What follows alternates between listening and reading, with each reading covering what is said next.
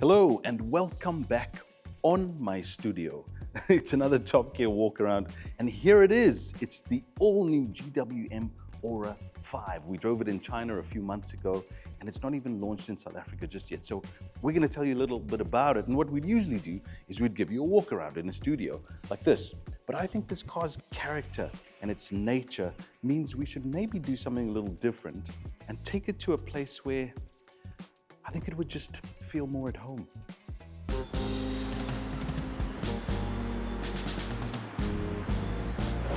This is better. This is more like it. Cape Town, Cape Town, Cape Town. Cape Town City, city streets, Clifton, Camps Bay, coffee, caffeine. It's all kind of very Aura 5.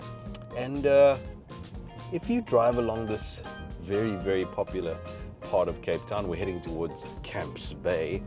There's a lot of people drinking coffee with oat milk and matcha. Anyways, so to give you a little bit of history on Aura, Aura is a sub-brand of GWM, in the same way that Haval is, in the same way that the tank is. Aura is its own brand. Historically, in 2023, the Aura was launched into South Africa, and it was a compact EV. So it was EV only. And it was dubbed the cheapest EV in the market. And that's ironic because if you think about it now, it was actually pretty expensive, because the cheapest EV in the market now is probably about half the price of what the Aura was introduced at.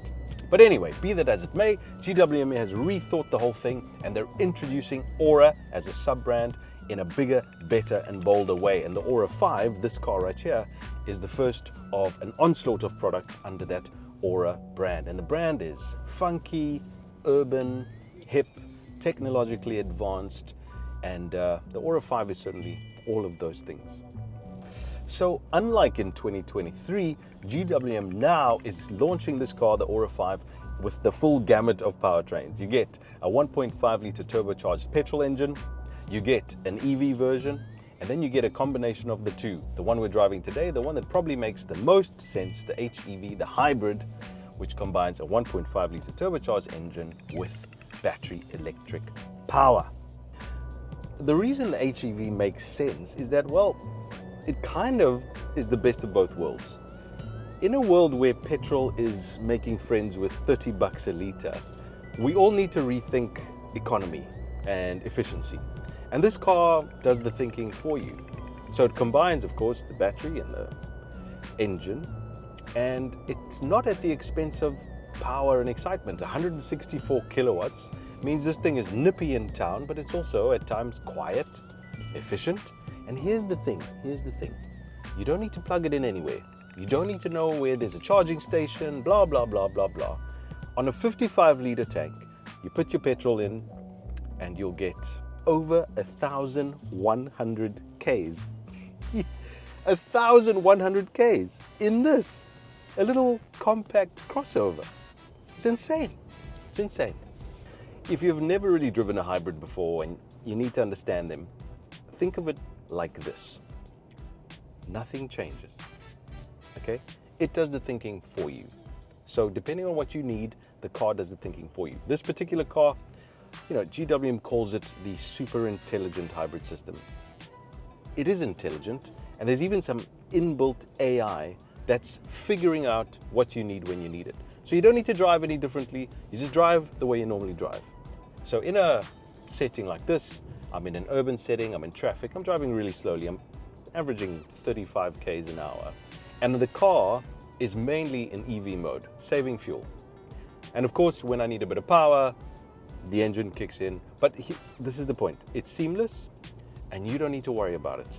Okay, now the car does have driving modes. It's got 3 driving modes, Eco, Normal and Sport. And then it's got some regen modes, Low, Standard and High.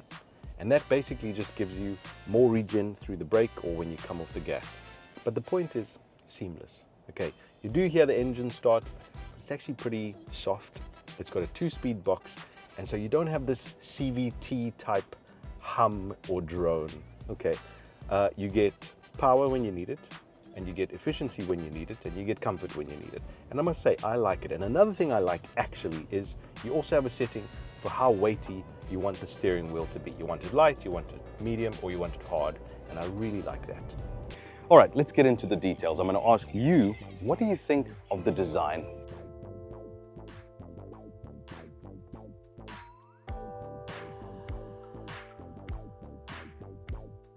All right, well, let me tell you about it, all right? Because GWM is really proud of the rear in particular. Now, the whole car is supposed to be inspired by nature. I'm not going to go into that kind of design mumbo jumbo, but I am going to say the rear is really where it's at. It's only the most flattering. Now, if you look at it, it's quite clean and uncluttered. Part of the reason is because they don't really have a big sort of tail light cluster where you might expect it. Now, there is a little cluster here that houses the reverse lights and the indicator lights, but actually, what I think is really cool is they've ingressed the tail light into the windscreen glass. And I actually think that that is really cool. And then, yeah, they've got a sort of spoiler at the rear here, which gives it a bit of a hot hatch look. And then around the side, this idea of uncluttered continues. The side is clean, large metalwork, uncluttered, uncreased, really, really clean. I want to point your attention to the wheels. They're 18 inches and they're built for efficiency, so they're all quite closed. But what I find weird is they've cut a hole out here for the valve, which, I don't know, it's just different. Make of that what you will. And then coming around the front, again, that continues. A very uncomplicated front. There are no clusters for indicators or fog lights. It's all housed in these sort of rounded LED headlights. And I think, all in all, it's quite normal. It's less funky cat. And I think that's pretty good. But you know, if you're going to win over a few more people, the real money is on the inside. Just take a look.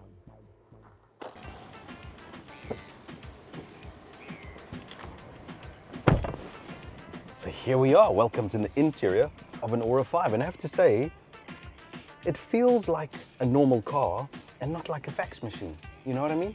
There's a lot more. Hey, what's a fax machine? How old are you?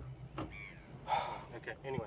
What I mean is, it feels like a car and a device at the same time. So it will appeal to more people because it is normal. There's no angels flying across the screen and music playing when I get in and out of the car. There's no psychedelic weird graphics all the time. It's just normal. I get into the car and it's normal. And of course, it is a tech-heavy car. This 14.6-inch screen is proper. It's crisp, it's very quick, and it's simple to use. And I really do mean that. What I really like is there's a floating console at the bottom here that houses all of the important stuff and it never moves. Shortcuts, your climate control access, shortcuts to things that you can configure yourself, your favorites, in other words. But they've also given us a panel at the bottom that I think is quite cool, where there's actual switches for climate control, your hazard lights as well. And that's actually something that a lot of people forget. And then, of course, there's a 10.2-inch driver's display that is normal. It's got dials that are normal. It feels normal in here. The seats are comfortable. And I hate to describe cars like this, but it's nice. I know it's a cop out of a word, but it's nice. And I have to say, I thought this car was catering to kind of this oat milk in their coffee drinking, matcha drinking, like... Hey, it's What's that? matcha. It's what? Matcha. It's matcha. Did you? Okay, I'm sorry. The oat milk in their coffee drinking, matcha drinking crowd. But actually it isn't. It caters to more people than that, and I like it. Now, I want to tell you about my favorite part of this Aura 5, and one of the features is a 360 camera. Now, that's not the novel thing. The novel thing is this 360 camera gives you a view of every single wheel. I have all 4 wheels on the screen, so I know exactly where all of my wheels are. Now, ladies, I want to tell you a secret, okay? It's a secret I'm going to tell you. It's a universal lie that all men tell. And I'm sorry, but I'm going to tell you anyway because everyone's outside, so it's fine. We will scratch the rim of the car. Now, it's unacceptable worldwide for men to admit that they scratched the rim. And so what do? We blame you. Sorry. So we come home like nothing ever happened. And then a day or 2 later, you drive the car. When you get back home, we emerge and we go, oh, babe, you scratched the rim. And of course, you're none the wiser. You're just like, oh, well, I didn't even know. I didn't know that I did it. I'm so sorry. And it causes problems. I'm sorry, ladies. We are terrible at times. But here's the thing. With the Aura 5, rims shouldn't be scratched because I can see where each wheel is. And so this car is better for your relationship. We've come out here to Mountain Pass in Cape Town, and guess what? The weather's done a little bit of a number on us. But what's interesting is when you come out here where the driving is a little bit more involving, a couple things come to the fore. For one, that hybrid powertrain, 164 kilowatts, it's not going to blow your hair back, but I must say it's quite exciting. It's enough to call it exciting. It's quite spirited. But the other thing, as I turn into a fairly decent left-hander, is the chassis and the steering is pretty good. And I have to say, I'm quite surprised that I'm saying that. The chassis is tuned by ex-Holden chassis tuner Rob Tribbiani. Now, Rob spends his days tuning chassis for GWM now. Just to give you some history, Rob's dad worked for Holden 40 years. Rob himself is nearing his 50s, and he's traded all that family legacy with Holden to go and design and tune chassis for GWM. And this is not a sports car, but it's telling. The relationship between steering and what the steering says and what the body does is good. I'm actually really impressed with how this car handles. Really, I really do mean that. There are, of course, some problems. One in particular, and that is the braking system. And I have to mention this.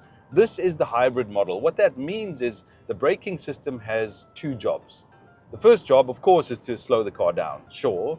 But the other job is to use the energy created in that process to recharge the batteries. And I think that's where the trouble is, because the braking feel is off. It feels unnatural. It feels almost electronic. It feels like something's wrong. And in fact, a lot of the time I've hit the brakes and there's been a bit of a shudder.